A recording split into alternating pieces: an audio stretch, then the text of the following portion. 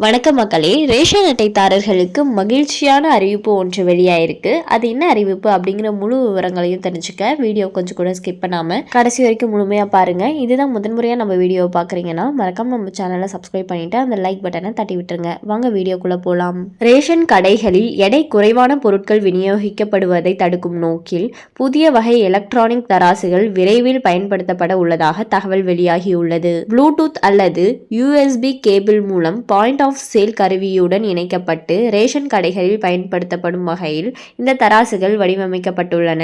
Ration கார்டுதாரர்களுக்கு வழங்கப்படும் உணவுப் பொருட்கள் மற்றும் அவற்றின் எடை போன்ற தகவல்கள் பாயிண்ட் ஆஃப் சேல் கருவியில் பதிவு செய்யப்படுகின்றன. புதிய எலக்ட்ரானிக் தராசில் வைக்கப்படும் பொருளின் எடை தானியங்கி தொழில்நுட்பம் மூலம் பாயிண்ட் ஆஃப் சேல் கருவிக்கு அனுப்பப்பட்டு பதிவு செய்யப்படும் என கூறப்படுகிறது.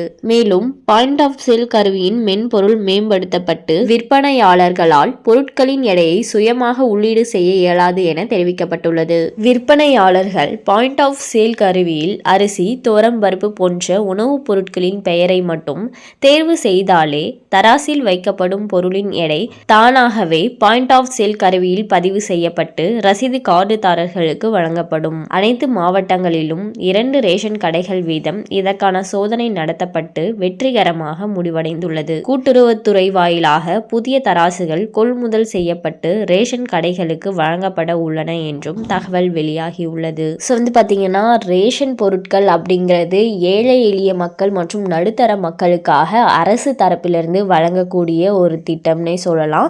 ஸோ பார்த்தீங்கன்னா அந்த வகையில் இப்போ வரையும் பார்த்தீங்கன்னா நிறைய ரேஷன் கடைகளில் மோசடிகள் நடந்துக்கிட்டே தான் இருக்குது.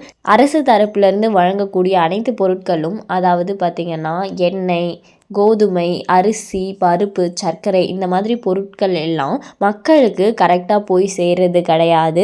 நிறைய மோசடிகள் பார்த்திங்கன்னா நடந்துட்டு இருக்கு. ஸோ எடையுமே பார்த்திங்கன்னா சில இடத்துல தவறாகவும் இருக்குது. ஸோ அந்த பிரச்சனைகள் எல்லாம் தீர்க்கிற வகையில் தான் இந்த இயந்திரம் பார்த்திங்கன்னா கொண்டு வர போகிறதா சொல்லியிருக்காங்க.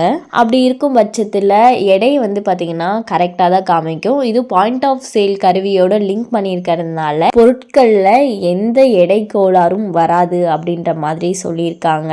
ஸோ நிறைய மக்கள் இந்த பிரச்சனையை இப்போ வரையும் ஃபேஸ் பண்ணிட்டு தான் இருப்பீங்க.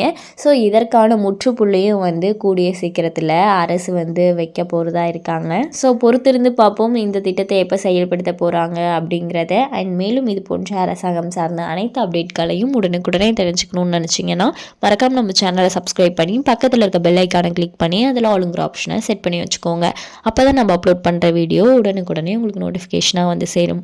அது மட்டும் இல்லாமல் அந்த லைக் பட்டனை தட்டி விட்டுருங்க. தேங்க்ஸ் ஃபார் வாட்சிங்.